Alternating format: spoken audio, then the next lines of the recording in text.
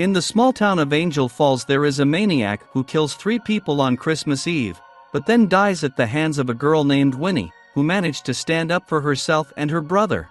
A year has passed since then, but Winnie has not yet recovered from this trauma and is sure that no one can understand her feelings. Neither her loving father and mother, nor her cool aunt, nor her own brother.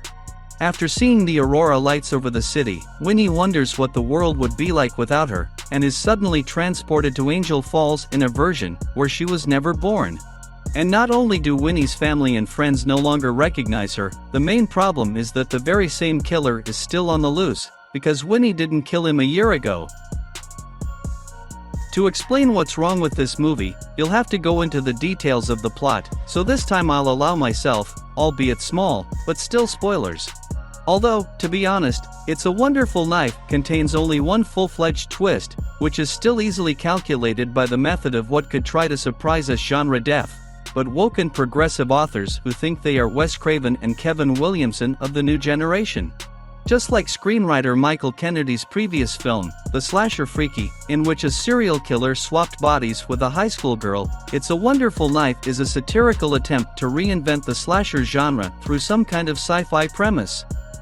It's a trope that modern horror movies have been exploring quite a bit since Happy Death Day, with Totally Killer coming out just a few months ago.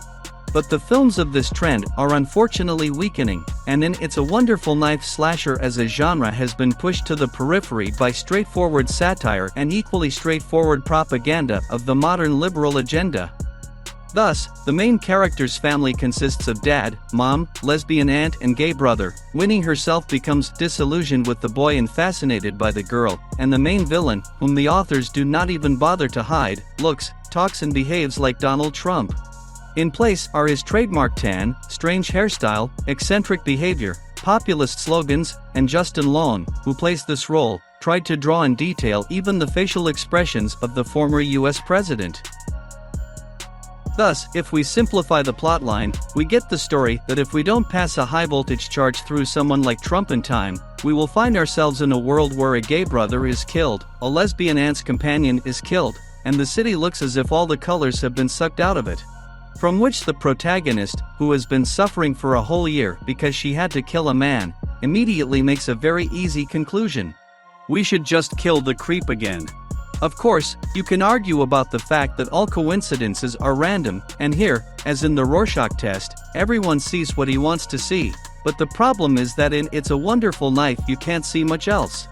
There are plenty of murders in the movie, but they're all served up in a throwaway way, they don't mean anything and none of them are visually or emotionally gripping. There's a fair amount of humor, but it revolves around the now familiar lectures from the woke girl. Yes, Jess McLeod is very good as Winnie's weird girlfriend. It's nice to see horror star Katharine Isabelle as Winnie's fun aunt, and Justin Long's performance is definitely talented, but the rest of the actors lack something, their own charisma, or the material to show themselves.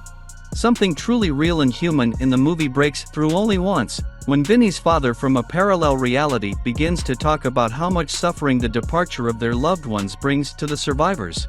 With this he subtly and elegantly closes the theme with his daughter's desire to see what the world would be like without her, but all these glimpses, unfortunately, eventually go to the periphery of the plot, chewed up by lessons in tolerance and pseudo-satirical banter. It's a Wonderful Knife is another step backward for the modern slasher, another attempt to remove pain, fear, and darkness from the genre, turning it into a humorous Christmas tale for young warriors of light, who not only don't see anything suspicious in the classic phrase "if only good people would unite and kill all the bad people," but make a spiritually uplifting movie based on it.